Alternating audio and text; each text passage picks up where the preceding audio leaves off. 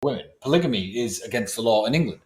So if we were to hold the World Cup in England, could the Qatari players have their pro-polygamy, pro-multi-wife armbands on? بسم الله الرحمن الرحيم.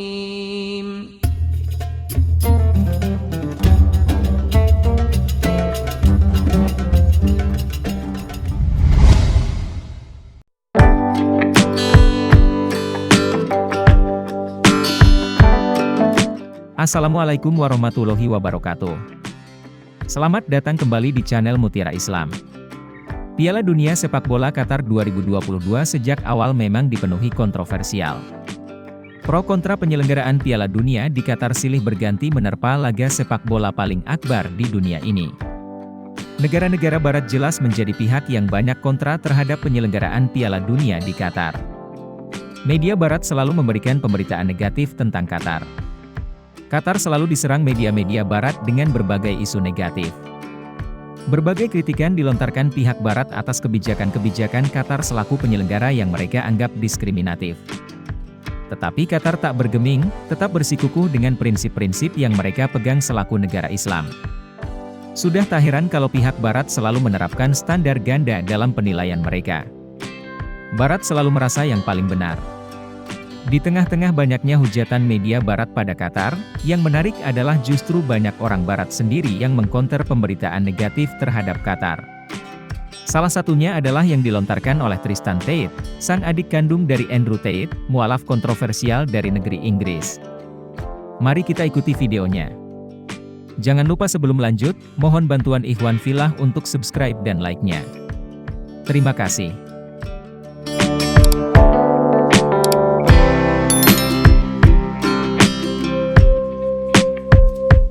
So what were you covering? Give me your overview of what you said about what's going on. My overview was very simple. My overview was, if rainbow flags were the fashion of English people and we wore them all the time, I'm sure Qatar would let us in with the t-shirts.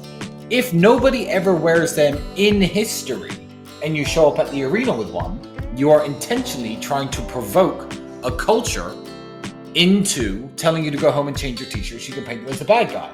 And I believe that they should crack some skulls. That was the gist of what I said. Imagine being a generic football fan, just a guy who likes football. Yeah, just bring it in. Come in. Imagine being a generic football fan, just a guy who likes football. You don't give a shit about any of these political statements, any of this garbage. And now all of a sudden you're, by just watching the football games and supporting football, you're on the side of mass. I don't know what you are. What are they doing? Mass degeneracy? Like, it's insanity. Can't you just like football now? Or can't you just, have sex with who you want in your house without having to show everyone in the World Cup? Bro, you're lucky I'm not Mr. Producer, because I saw some English TV show. There was an English TV show. Thanks. There's an English TV show. Just leave it, bro. Thanks. There was an English TV show, and it's one of these guys. He's one of them football pundits. I don't know. And it's BBC Two or something. There's a full 3 minutes singing and dancing, just saying how important it is to have rainbow armbands. Why? I don't get it. Why can't people just play football? Why do they have to mix in this agenda with everything? Yeah, it's like the West has no culture besides that. It's the last piece of culture, the pride flag. And I don't give a shit if people are gay. I don't care. You can be as gay as you want. But why do you have to not? Why do you have to go to another country and make sure that they understand how important it is that you believe that that's an important thing? Well, interestingly enough, Andrew, in the argument of love is love and we should celebrate and make legal all types of love, if you are from Qatar, and you are a Muslim, and you live in England, you cannot legally marry 3 or 4 women. Polygamy is against the law in England. So if we were to hold the World Cup in England, could the Qatari players have their pro-polygamy, pro-multi-wife armbands on? But I don't think they would. I don't think they would. No, because they don't want to push their culture on other people. They're just happy being who they are.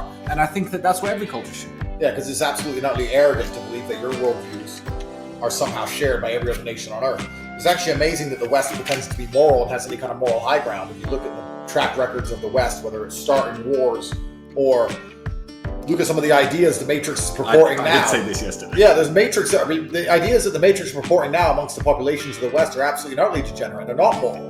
You're going to sit there and say that, it's okay to chop people's dicks off at the age of 8 and 9, and that's somehow good. And then you want to talk to others about morality. There's absolutely nothing moral about the West. The West is disgusting in many various forms. And for them to sit there and pretend that they know so much more than other countries is absolutely and utterly disrespectful. By most metrics, Qatar as a country outperforms nearly every Western country. Yeah, absolutely. It's safer. They have families, lower divorce rate. They're doing something right. So for us to come along and say, no, they're doing everything wrong, they have to believe the way we think, is absolutely not the arrogant.